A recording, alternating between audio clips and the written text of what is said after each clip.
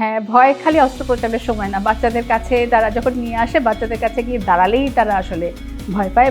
একটা বাচ্চার রোগ নির্ণয়ের জন্য কিছুটা সময় ব্যয় করতে হয়, অথবা বাচ্চাটার হয়তো এমন কন্ডিশনে আসলো যে এই মুহূর্তেই তার অপারেশন করা সম্ভব নয়, তখন তাকে অপারেশনের জন্য তৈরি করতে হয়। জন্য আমাদের ওয়ার্ডে যদি কখনো আসে তাহলে দেখবেন আমরা কিছু খেলনা কিন্তু ঝুলিয়ে রেখেছি। অপারেশন বাচ্চা থেকে শুরু করে বয়স্ক যারা অ্যাডাল্ট সবার জন্যই চ্যালেঞ্জ আছে, কিন্তু সেটা বাচ্চাদের জন্য আরেকটু বেশি।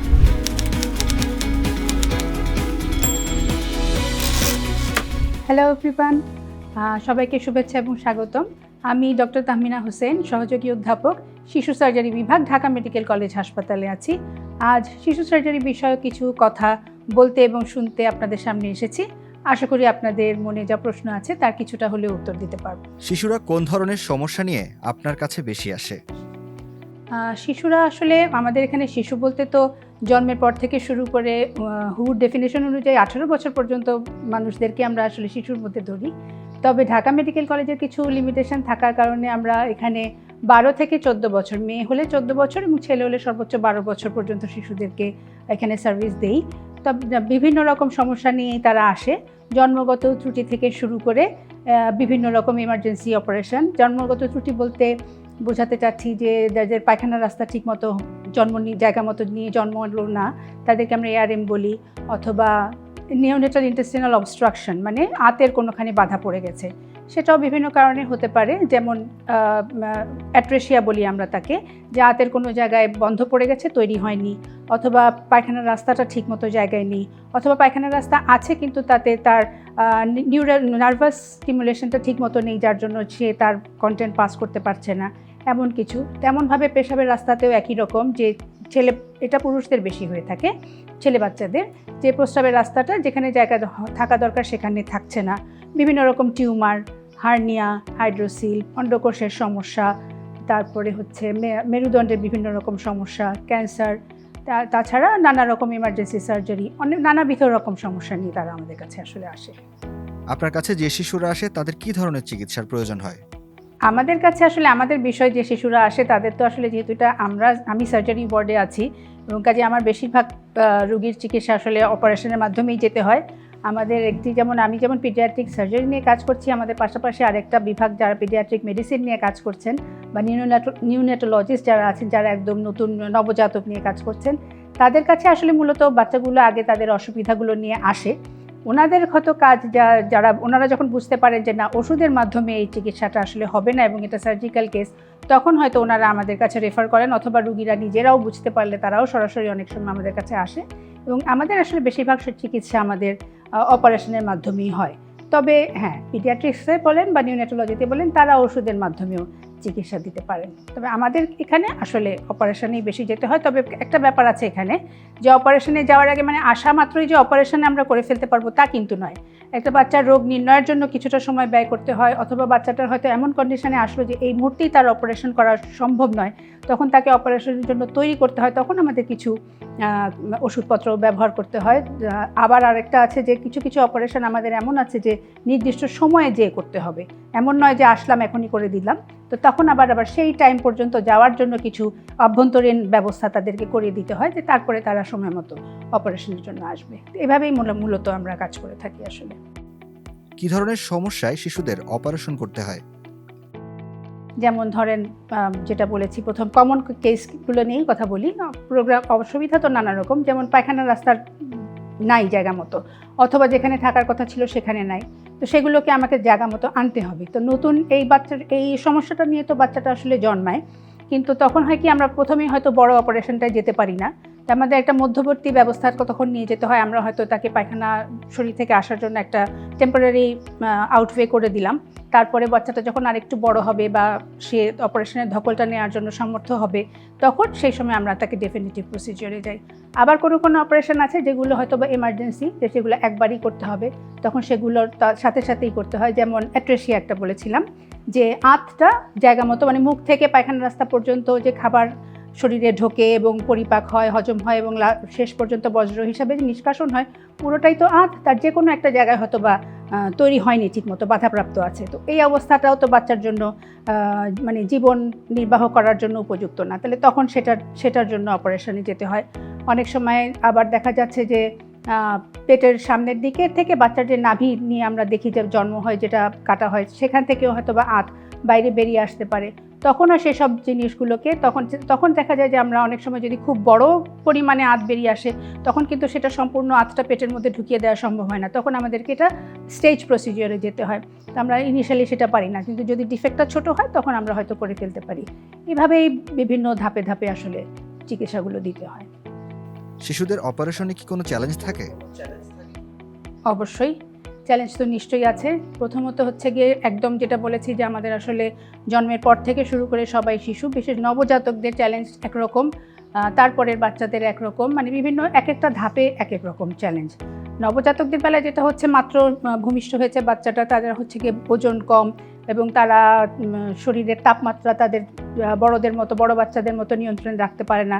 তো সো তারা খুব তাড়াতাড়ি ওদের শরীরটার টেম্পারেচারটা কমে যায়, আমরা যেটাকে বলি হাইপোথার্মিয়া। খুব সহজেই তাদের শরীরে অক্সিজেনের অভাব ঘটে যায়, হাইপক্সিয়া হয় এবং গ্লুকোজ লেভেলগুলো খুব তাড়াতাড়ি কমে আসে, হাইপোগ্লাইসেমিয়া তাদের ডেভেলপ করে। তো এইগুলো একটা তাদের জন্য চ্যালেঞ্জ। তারপরে হচ্ছে গিয়ে মানে যেই ত্রুটিটা নিয়ে তারা এসছে সেটার জন্য তাদের অপারেশন করা, সেটা একটা চ্যালেঞ্জ। আর সব বয়সেই আসলে আস্তে আস্তে অপারেশন, বাচ্চা থেকে শুরু করে বয়স্ক যারা মানে অ্যাডাল্ট সবার জন্যই চ্যালেঞ্জ আছে, কিন্তু সেটা বাচ্চাদের জন্য আরেকটু বেশি।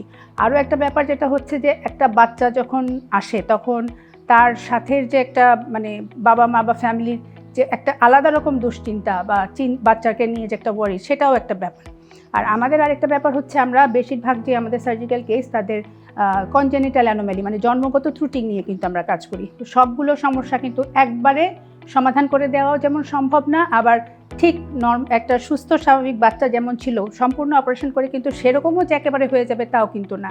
তো কাজে এই যে স্টেজে অপারেশন করতে হবে, তাকে ফলো আপে রাখতে হবে এবং মা বাবাকে এটা বোঝাতে হবে যে শুধু তো আমি অপারেশন করে ছেড়ে দিলে হলো না, এই যে লেগে থাকা তার পিছনে, তাকে ফলো আপে আসতে হবে, তার পিছনে যে পরিচর্যা। তো এই সমস্ত মানে একটা পরিবার এবং একটা রুগী, তাদের সবাইকে মিলে এবং রুগীর নিরাপত্তা সহ তাকে অপারেশন করে বের করিয়ে আনা, গোটাটাই আসলে একটা বিরাট চ্যালেঞ্জ। অপারেশনের পর দীর্ঘমেয়াদী কোনো সমস্যার আশঙ্কা রয়েছে কি? জি, অনেক ক্ষেত্রে আছে। যেমন আমি প্রথমে যেটা বলেছি যে এআরএম, যেমন ধরেন পায়খানা রাস্তাটা নেই, এই বাচ্চাদের অনেক সময় হয় কি যে আমাদের যেটা হচ্ছে যে কোথায় আছে, কতটুকু উপরে আছে, এগুলার লেভেল গ্রেডিং আছে বিভিন্ন। যত উপরে পায়খানা রাস্তাটা এসে শেষ হয়ে গিয়েছে মানে চামড়া থেকে ওটা যতটুকু দূরে, যত পেছনে হবে তত বেশি আসলে চ্যালেঞ্জ। এবং অনেক সময় দেখা যায় কি এই বাচ্চাগুলো যখন রাস্তাটাও হলো না, তার সঙ্গে এটা আবার পায়খানা রাস্তাটা যে পেশাবের রাস্তার সাথে কোনো একটা জায়গায় অ্যাবনর্মাল কমিউনিকেশন হয়। আবার দেখা যাচ্ছে মেরুদণ্ডের হাড়গুলো নিচের দিকে শেষ পর্যন্ত পুরোটা হয় না। যখন এরকম কমপ্লেক্সগুলো ডেভেলপমেন্ট হয়ে যায় তখন দেখা যাচ্ছে যে আরও মানে আরও যদি কম জটিল হতো তার এই অসুবিধাগুলো, তাহলে সেই অপারেশনের ফলটা যেমন হতো এই বাচ্চাদের ক্ষেত্রে কিন্তু আবার সবসময় সেরকম হয় না। কাজেই কোন লেভেলে নিয়ে আসলে অ্যাবনর্মালিটিটা প্রেজেন্ট করছে তার উপরে ডিপেন্ড করে। তারপরে আবার বাচ্চাদের সঙ্গে যদি আরও একটা বাচ্চার যদি কোনো একটা জন্মগত ত্রুটি থাকে, তাহলে এমন না যে সে শুধু ওটা নিয়েই জন্মগ্রহণ করেছে, তার সাথে আসলে তার অন্যান্য সিস্টেমেরও অ্যাবনর্মালিটি থাকতে পারে। তখন দেখা যায় যে এই যে বিভিন্ন রকম সিস্টেমের অ্যাবনর্মালিটিকে মোকাবেলা করে অপারেশন করা, সেটাও একটা বড় চ্যালেঞ্জ। কাজে দীর্ঘস্থায়ী অসুবিধা হতে পারে। এমন কি কোনো সমস্যা আছে যা অপারেশন ছাড়াই ঠিক হতে পারে? এরকম আসলে খুব কমই, তবে কিছু কিছু বেলায় একেবারে নেই যে তা বলবো না। যেমন ধরেন একটা আছে, আমরা ইনগুইনাল হার্নিয়া আমরা একটা জিনিস জানি যে কুচকেতে আমরা দেখতে পারি যে সেখান থেকে পেটের মধ্যে থেকে আঁত নেমে এসেছে, কিন্তু আঁত না হয়ে শুধু যদি পেটের পানিটা নেমে আসে, যেটার নাম হচ্ছে হাইড্রোসিল, সেটা যদি হয় অনেক সময় দেখা যায় যে বাচ্চার বয়স 2 বছর হতে হতে এটা নিজেই অবলিটারেটেড হয়ে যেতে পারে। কারণ এখানে যেই পানিটা জমে আসে সেটা যেই ট্র্যাক্ট একটা পেটের সাথে একটা যে যোগাযোগ থাকে, আস্তে আস্তে বয়স বাড়তে বাড়তে সেই ট্র্যাক্টটা অবলিটারেট হয়ে যাওয়ার কথা, মানে নিজেই বন্ধ হয়ে যাওয়ার কথা। যদি বন্ধ হয়ে যায় তাহলে দেখা যায় যে হাইড্রোসিল নিজে রিজলিউশন হয়ে যায়। আবার কোনো ছেলে বাচ্চা দেখা যায় জন্মগ্রহণ করেছে যাদের অন্ডকোষটা নামেনি জায়গা মতো, তো সেই বাচ্চার ক্ষেত্রেও যেহেতু সেখানে ওই ট্র্যাকটাই দায়ী। যদি ট্র্যাকটা যতদিন খোলা থাকে, যেমন 2 বছর পর্যন্ত, ততদিনের মধ্যে কিন্তু বাচ্চার সেই অন্ডকোষটা আবার জায়গা মতো নেমে যাওয়ার সম্ভাবনা থেকে থাকে। তো যদি 2 বছর পার হয়ে যায় তখন আর নামার সম্ভাবনা নাই, তো সেটা থাকে না। আবার এই যে ইনগুইনাল হার্নিয়া বললাম, সেরকম আরেকটা হার্নিয়া আমরা বলি আম্বিলিকাল হার্নিয়া, মানে বাচ্চাদের যে নাভি, আপনারা হয়তো অনেকে দেখেছেন খেয়াল করলে যে নাভিটা বাচ্চারা অনেক সময় এমনি ঠিক আছে, কিন্তু কান্নাকাটি করলে নাভিটা ফুলে যায় বা নাভির ওখান থেকে একটা কিছু বেরিয়ে আসে বা আবার আস্তে করে ঢুকে যায়। তো এই গ্যাপটাকে আমরা আম্বিলিকাল হার্নিয়া যেটা বলছি সেটাও বয়সের সাথে এবং সাইজ অনুযায়ী কমে যাওয়ার সম্ভাবনা থাকে। যদি খুব ছোট ফাঁক হয় যার মধ্যে দিয়ে আপনার আমরা লিটল ফিঙ্গার বা কেনো আঙ্গুলে হাতের যে লিটল ফিঙ্গার বলি তার শুধু মাথাটা ঢুকে খুব অল্প পরিমাণ, তাহলে এই ধরনের বাচ্চাদেরকে আমরা 3 থেকে 4 বছর বয়স পর্যন্ত ওয়েট করতে পারি, যে তারপরে হয়তো বা স্পন্টানিয়াসলি ওই যে গ্যাপটা আছে সেটা বন্ধ হয়ে যাওয়ার সম্ভাবনা আছে। তাহলে এরকম কিছু কিছু জায়গা আছে যেখানে নিজে গ্যাপটা বন্ধ হয়ে গেলে বা অসুবিধাটা মিটে গেলে তাহলে অপারেশন ছাড়াও রোগী ভালো হয়ে যেতে পারে। শিশুদের অস্ত্রোপচারের ক্ষেত্রে আগের তুলনায় চিকিৎসা পদ্ধতিতে কি কোনো পরিবর্তন এসেছে? হ্যাঁ, চিকিৎসা পদ্ধতিতে পরিবর্তন অনেক এসছে। আমরা যখন স্টুডেন্ট হিসাবে আসলে শুরু করি তখন থেকে হিসাব করলে তো এখন বেশ অনেক পরিবর্তন হয়েছে। অপারেশনের ধরন, অ্যানেস্থেশিয়া একটা বিরাট বিপ্লব, আইসিইউ ফ্যাসিলিটি অনেক ভালো হয়েছে। আমি আমাদের দেশের পরিপ্রেক্ষিতে কথাগুলো বলছি। প্লাস কিছুটা জনগণের সচেতনতাও। অনেক আগে যখন দেখা যাচ্ছে যে বাচ্চাদের এই সমস্ত প্রবলেম, জন্মগত কিছু ত্রুটি নিয়ে মানুষরা আসতোই না বা জানতোই না হয়তো কোথাও যেতে হবে। এখন কিছুটা ডেভেলপ করেছে, তারা জানে কোথায় আসতে হবে এবং গেলে চিকিৎসা পাবে। তারপরেও আরও কিছু প্রচার প্রচারণা দরকার আছে, যে যারা জানতে পারে যে এখানে মানে এই সব রোগের যে চিকিৎসা হয় এবং কোথায় তারা গেলে চিকিৎসা পাবে সেগুলো। তো আর যেটা বলবো সেটা হচ্ছে ধরন, মানে আমরা আগে অনেক কেসই সব কিছু দেখা যাচ্ছে যে ওপেন মেথডে অপারেশন করতাম, মানে আমি বলছি বেশিরভাগ ধরেন পেট কেটে কিছু অপারেশন আমাদের যেটা আছে বেশিরভাগ।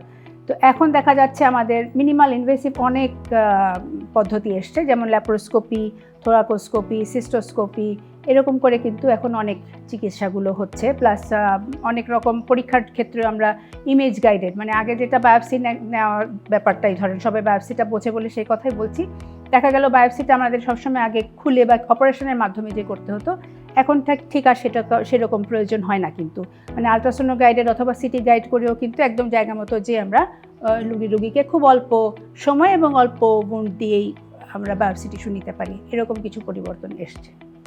অস্ত্রোপচারের সময় তো শিশুরা ভয় পায়, কিভাবে সামলান?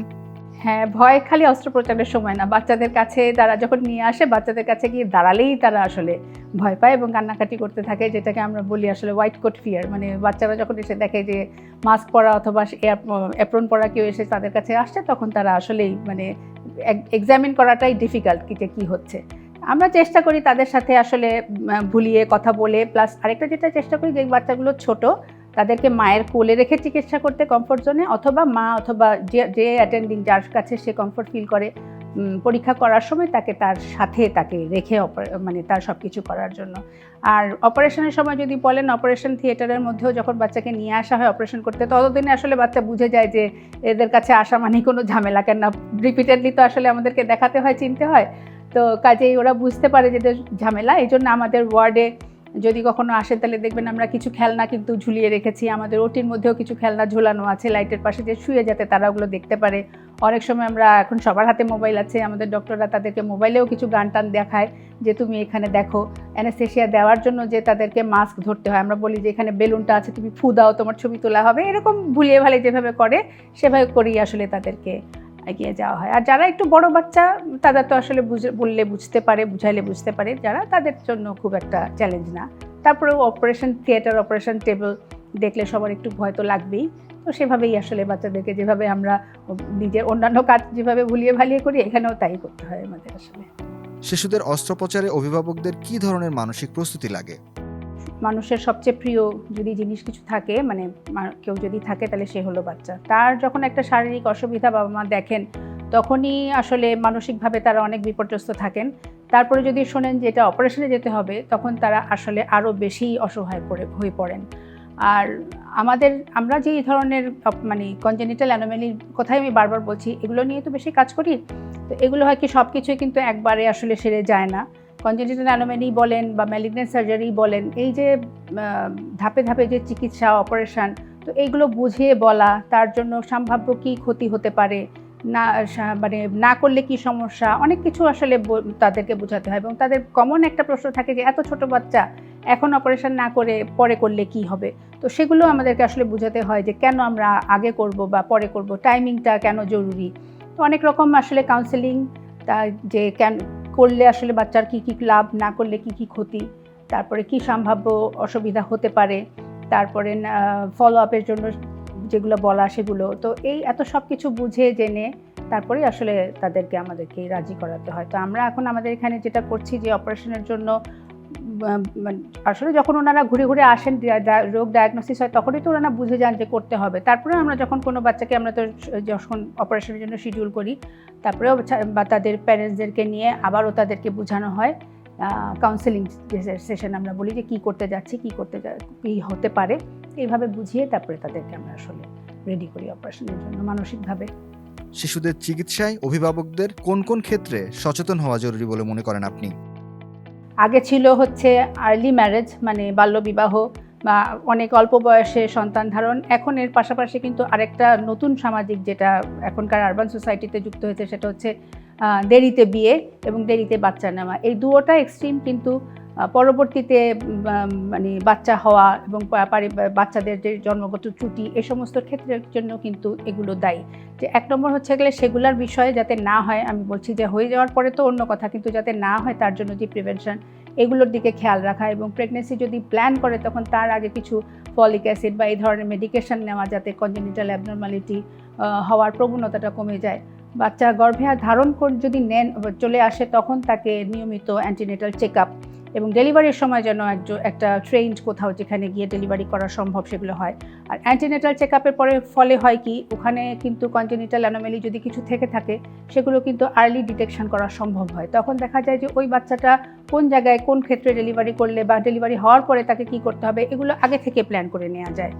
আর হয়ে যাওয়ার পরে যেটা হচ্ছে যে আগে সব কিছুই ঠিক ছিল কিন্তু তারপরেও তো অনেক প্রবলেম হতে পারে, তাহলে সেগুলোর ব্যাপারেও কিছু খেয়াল রাখা। যেমন কোনো বাচ্চার যখন পেট ব্যথা হচ্ছে, কমন প্রবলেম পেট ব্যথা হচ্ছে, তাহলে পেট ব্যথার সঙ্গে কি জ্বর আছে, তার কি খাওয়ার অরুচি আছে কি না, তার সঙ্গে তার পায়খানা বন্ধ হয়ে গেল কি না, অথবা একটা হার্নিয়া ছিল যেটা আসা যাওয়া করতো, হঠাৎ করে সেটা কি আটকে গেল, ব্যথা হচ্ছে, বমি যদি হয়ে থাকে কমন প্রবলেম, বমিটা কেমন হচ্ছে, প্রতিবার খাওয়ার পরেই কি হচ্ছে, খুব দূরে গিয়ে পড়ছে, বমিটা কি শুধু যা খাচ্ছে তাই বেরোচ্ছে না তার সঙ্গে পিত্তও চলে যাচ্ছে, এই ধরনের কিছু পায়খানার সাথে যে রক্ত যাওয়া এগুলো যাচ্ছে কি না, অথবা যা বলবো যে হঠাৎ করে গোসল করাতে গেল তখন কোনোখানে কোনো চাকা বা সোয়েলিং দেখতে পেলো কি না। তো এগুলো যখন হয় তারপরে আরও কিছু সমস্যা আছে, যেমন ধরেন আমরা একটা যেটা বলি যে আমরা ব্লিডিং কিছু ডিসঅর্ডার কিন্তু আছে, যেমন সেগুলো নিয়েও যে ফ্যামিলি হিস্ট্রি যাদের থাকে যে মামা বা ভাইদের রক্তপাত হলে বন্ধ হতে চায় না, নিজের বাচ্চার মধ্যে সেই প্রবণতাগুলো হচ্ছে কি না, রক্তশূন্যতা হচ্ছে কি না, এই জিনিসগুলোর দিকে আসলে যদি থাকে তাহলে মা বাবারা যদি একটু খেয়াল করেন। যেমন ব্লিডিং ডিসঅর্ডারটার কথা কেন বললাম, এটা আমরা খুব কমনলি ফেস করি যে মুসলমানি, আমাদের দেশে যেহেতু সংখ্যাগরিষ্ঠ হচ্ছে বা মানে মুসলমানের দেশ, আমাদের বাচ্চাদের কিন্তু মুসলমানি করা হয় এবং দেখা যাচ্ছে যে অনেক বাচ্চা এরকম আসে মুসলমানি করে এসেছে আর রক্ত বন্ধ হচ্ছে না, কিন্তু ওই যে হয়তো বা ওনারা জানেন, বলা হয়েছিল যে তার ব্লিডিং ডিসঅর্ডার আছে, যেটা এমন না করা হয়, কিন্তু ওই ধর্মীয় কারণে করিয়ে ফেলেছেন, যে ভেবেছেন যে না কিছু হবে না, কিন্তু আসলে এগুলো কিন্তু মারাত্মক সমস্যা হতে পারে। তো এই ছোটো ছোটো জিনিসগুলোর দিকে যদি একটু নজর দেন তাহলে আসলে অনেক ঝামেলা এড়ানো সম্ভব হয়, বিপদ মুক্ত রাখতে পারি আমরা আমাদের বাচ্চাদেরকে। শিশুদের খাদ্যাভ্যাস কেমন হওয়া উচিত? শিশুদের খাদ্যাভ্যাস আসলে এখন একটা খুব বড় চ্যালেঞ্জের মুখে পড়েছে, কেন আমাদের এখন ছোট বাচ্চাদের তো কথা ভিন্ন, তাদের তো জন্য হলো কি খাবারের চয়েস তো কম, তা আমাদের বড় বাচ্চাদের খাদ্যাভ্যাস আসলে বেশি সমস্যা, কেন আমাদের বাচ্চারা এখন বেশি ফাস্টফুডের দিকে ঝুঁকে গেছে অলরেডি। তো সেটা আসলে না করে মানে বাসার খাবারের দিকে। আর ছোট বাচ্চাদের যদি কথা বলি তাহলে অবশ্যই 6 মাস অ্যাবসলিউট ব্রেস্ট ফিডিং, সেটা খুবই মানে সেটাই বেশি দরকার বাচ্চার ইমিউনিটি গ্রোথ, রোগ প্রতিরোধ ক্ষমতা সব কিছুর জন্য। এবং এখন আমাদের বেশিরভাগ মাই আসলে কর্মজীবী মাই বলবো আমি, অনেকেই, কেউ এখন আর বাসায় বসে খুবই কমই থাকেন, তো যারা কর্মজীবী মা তাদের জন্যও বলবো absolute breast feeding for 6 months is a must. এবং আসলে আমাদের মাতৃত্বকালীন ছুটির পরেও বা যারা মাতৃত্বকালীন ছুটি পুরো পান না তাদের জন্য তারা কিন্তু ব্রেস্ট মিল্কটাকে কি বলবো বাসায় পাম্প করে রেখে যেতে পারেন, যেটা তারা ফ্রিজে থাকলে 12 ঘন্টা বা ফ্রিজে না থাকলে 3 ঘন্টা পর্যন্ত রেখে খাওয়ানো সম্ভব। 6 মাস পরে আস্তে আস্তে বাসার খাবার, প্রথম দিকে নরম খাবার খাওয়াবেন, বিশেষ করে রঙিন ফলমূল, রঙিন শাকসবজি, রঙিন সবজি, সেগুলো বাচ্চার জন্য ইমিউনিটির জন্য খুব ভালো। তবে বেশি চিনিযুক্ত এবং বেশি লবণযুক্ত খাবার বাচ্চাদের জন্য দেওয়া একেবারেই ঠিক না। আর প্রথম দিকে খাবেন নরম খাবার, আস্তে আস্তে সব মানে বাচ্চা যখন আরেকটু শক্ত খাবার খেতে শুরু করবে তখন আস্তে আস্তে শক্ত খাবার খাবে। আর ফ্যামিলি ডায়েট মানে বাসায় আসলে যা খাবার সবসময় খাওয়া হয় সেগুলো খাওয়ানোই ভালো। ও আরেকটা হচ্ছে বাচ্চাদের জন্য খুবই পুষ্টিকর, সেটা হচ্ছে ডিমও কিন্তু খুবই ভালো একটা প্রোটিন সোর্স বাচ্চাদের জন্য। কিশোর বয়সে খাদ্যাভ্যাস কেমন হওয়া উচিত? হ্যাঁ, কৈশোর পর্যন্ত প্রথমেই সেটা বললাম যে আমাদের বড় বাচ্চাদের খাওয়া দাওয়ার এখন আসলে বেশি ঝামেলা হয়ে গেছে, তারা আসলে এখন ফাস্টফুডের দিকে বেশি ঝুঁকে গেছে। তো সেটা না খেয়ে সেই দিকেরগুলো মানে ভাজা জাতীয় জিনিস বা বাইরের যেগুলো না খেয়ে ঘরের যে খাবার মানে শাকসবজি, তার মধ্যে ফাইবার থাকতে হবে অবশ্যই, ফাইবার যুক্ত খাবার এবং হচ্ছে গিয়ে ফলমূল, ফ্রেশ খাবার যদি খাওয়া যায়। তারপরে যেহেতু তাদের গ্রোয়িং এজ, তাদের জন্য কিন্তু প্রোটিনটা খুব লাগবে, যার জন্য তাদের জন্য মাছ, মাংস, ডিম, দুধ এগুলি খুবই প্রয়োজনীয় খাবার। মানে আমরা বেসিক খাবার বলতে যা বুঝি আসলে সেগুলোই তাদের জন্য, বাচ্চাদের জন্য গ্রোয়িং এজের জন্য আরও বেশি দরকার। তবে একটা জিনিস মাথায় রাখতে হবে, যেটা আগে বললাম, ওই বাচ্চাদের জন্য বেশি চিনি এবং বেশি লবণ, এই দুটোই অ্যাভয়েড করা উচিত। কোন কোন জরুরি অবস্থায় শিশুদের অভিভাবকেরা আপনার কাছে আসে? জি, আমি এতক্ষণ মোস্টলি যা কথা বলেছি সেগুলোর থেকেও কিছু এমার্জেন্সি তৈরি হতে পারে। তবে পিওর এমার্জেন্সি বলতে যা বোঝায়, যেমন ইন্টেস্টাইনাল অবস্ট্রাকশন, যেটা আগে বলেছি যে পেট ফেঁপে যাওয়া, পায়খানা না হওয়া, বাচ্চার বমি হচ্ছে, সেটার একরকম এমার্জেন্সি। সেটা ছোট একেবারে হওয়া বাচ্চা থেকে শুরু করে যে কোনো বয়সে ইন্টেস্টাইনাল অবস্ট্রাকশন নিয়ে আসতে পারে, এবং এই ইন্টেস্টাইনাল অবস্ট্রাকশন বয়স ভেদে তার কারণ ভিন্ন। সেটার তো আর এখন মানে বলতে গেলে অনেক বড় ব্যাপার হয়ে যাবে। তবে কমন সেটা হচ্ছে ইন্টেস্টাইনাল অবস্ট্রাকশন একটা। আর 6 থেকে 8 মাস বয়সী, মানে এই যে আপনাদেরকে একটু আগে খাদ্যাভ্যাসের কথা বলছিলাম, আমরা বাচ্চাদেরকে যখন 6 মাসের পরে থেকে শক্ত খাবার দেওয়া শুরু করব, ওই সময় ওই বয়সী বাচ্চাদের কিন্তু একটা প্রবলেম হয়, সেটাকে আমরা বলি ইন্টারসেপশন। মানে নতুন করে নতুন খাবারের দিকে যখন আসতে থাকে তখন হয় কি, বাচ্চাদের আঁতের মধ্যে যে লিম্ফ নোডগুলো আছে তাতে কিছু চেঞ্জেস, ইনফ্লামেশন রিয়াকশন হয়। তো ওই লিম্ফ নোডগুলো যখন বড় হয়ে যায়, তখন করে কি, আঁতগুলো একটা আঁতের প্রথম অংশ পরের অংশের ভিতরে ঢুকে যায়। এই কন্ডিশনটাকে বলি আমরা ইন্টারসেপশন। এতে প্রথমে বাচ্চা হবে কি, খুব পেট ব্যথা, বা হয়তো এমনি খেলছে, হঠাৎ করে দেখা যাবে যে খুব তার পেট ব্যথা করে মতো করে কান্নাকাটি করে উঠবে, হাঁটু ভাঁজ করে বাচ্চা মনে হচ্ছে যেন খুবই কুকড়ে পেট ব্যথা হচ্ছে। এই ধরনের একটা ফিচার লক্ষণ বাচ্চাদের মধ্যে দেখা যেতে পারে। এভাবেই আস্তে আস্তে থাকতে থাকতে অনেক সময় যদি সিভিয়ার হয়, তাহলে বাচ্চাদের পায়খানা রাস্তা দিয়ে ব্লিডিং পর্যন্ত হতে পারে। তো যে কোনো সময় যদি বাচ্চাদের এই বয়সের, মানে আমি বলতে চাচ্ছি যে 6 মাস থেকে 18 মাস বয়সী বাচ্চার যদি কখনো দেখা যায় যে রক্ত আমাশা হয়েছে, মানে পায়খানা রাস্তায় রক্ত যাচ্ছে, তাহলে সেটাকে রক্ত আমাশা বলে ডিলে না করে প্রথমে আগে ইন্টারসেপশনটা চিন্তা করতে হবে, কারণ যেটা হলো গিয়ে আঁতের জন্য খুবই ক্ষতিকারক, যে সময় মতো চিকিৎসা না নিলে বাচ্চার আঁত ক্ষতিগ্রস্ত হতে পারে। আবার যেই সময় অনেক সময় দেখা যায় যে যেই বাচ্চাদের অন্ডকোষে অন্ডকোষটা জায়গা মতো নেমে আসেনি, সেইগুলোও কিন্তু অনেক সময় প্যাচ খেয়ে যায় অথবা অন্ডকোষ ফুলে যায়, সেটাও কিন্তু একটা অনেক ইমার্জেন্সি, এবং সেটা খুব সময় মতো চিকিৎসা না করলে আমরা অন্ডকোষ হারাতে পারি। আর একটা কমন জিনিস হচ্ছে অ্যাপেন্ডিসাইটিস, সেটাও কিন্তু বাচ্চাদের হতে পারে, এবং বাচ্চাদের ক্ষেত্রে অ্যাপেন্ডিসাইটিসের কমপ্লিকেশন কিন্তু অনেক বেশি, একদম মানে বাচ্চাদের এবং বয়স্ক মানুষদের। হ্যাঁ, অন্যান্য একটু 8-10 বছরের বয়সে যতটুকু না কমপ্লিকেশন, একটু ছোট বাচ্চাদের অ্যাপেন্ডিসাইটিসের কমপ্লিকেশন অনেক বেশি। অনেক সময় আঁত আবার ফুটাও হয়ে যেতে পারে, যেটাকে আমরা বলি পারফোরেশন। যে কোনো বিভিন্ন রকম কারণে আঁত ফুটা হয়ে যেতে পারে, সেটাও একটা সার্জিক্যাল এমার্জেন্সি। এরকম বিভিন্ন রকম ইমার্জেন্সি নিয়ে বাচ্চারা আমাদের এখানে এসে থাকে। শিশু স্বাস্থ্য সচেতনতা নিয়ে দর্শকদের উদ্দেশ্যে কিছু বলুন।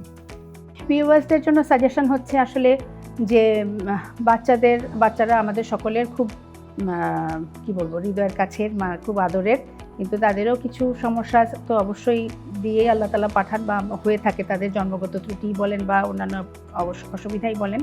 তবে আমার একান্ত অনুরোধ হচ্ছে যে বাচ্চাদের যদি কোনো সার্জিক্যাল সমস্যা হয়, আপনারা কোয়ালিটি বা কোনো সাথে কখনো কম্প্রোমাইজ না করে সঠিক ডাক্তারের কাছে যাবেন, সঠিক মানুষের পরামর্শ নেবেন, এবং ভয় পাবেন না। চিকিৎসা ইনশাল্লাহ আছে, আমরা আছি আপনাদের পাশে, সবসময় চেষ্টা করে যাবো আপনাদেরকে সাহায্য করার।